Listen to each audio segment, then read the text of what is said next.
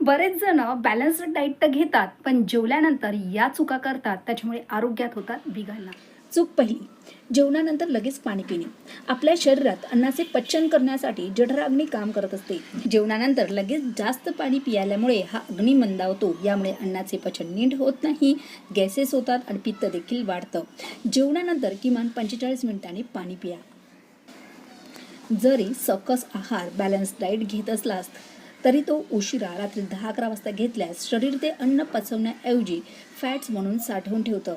सूर्यास्तानंतर किंवा रात्री 8च्या आत जेवण्याचा प्रयत्न करा. गरजेपेक्षा जास्त खाणे हे पौष्टिक आहे म्हणून जास्त खाणे ही मोठी चूक आहे. ताटात वरण, भात, भाजी, पोळी सर्व असलं तरी त्याचं प्रमाण किती आहे हे महत्त्वाचं आहे. नेहमी भुकेपेक्षा थोडं कमी जेवा आणि ताटात भाज्यांचं प्रमाण जास्त ठेवा. चौथी चूक, पुरेशी झोप न घेणे.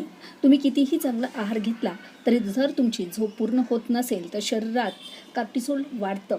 त्यामुळे चरबी जाळण्याची प्रक्रिया मंदावते. रोज 7 ते 8 तासाची शांत झोप घ्या. पाचवी चूक, एकाच जागी बसून राहणे. Sedentary lifestyle.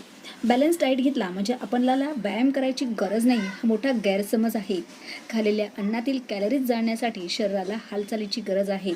जेवणानंतर 10 ते 15 मिनिटं वज्रासनात बसा किंवा शतपावली करा. तुम्हाला सुद्धा घरात राहून चांगलं आरोग्य मिळवायचं आहे, चांगला फिटनेस ठेवायचा आहे, तर माझा व्यायाम, योगा, ॲरोबिक्सचा क्लास जॉईन करू शकता. याच्यामध्ये स्ट्रेंथ ट्रेनिंगसुद्धा घेतलं जातं. एक कंप्लीट फिटनेस तुम्हाला मिळतो. याच्या माहितीसाठी मला व्हॉट्सअप करा.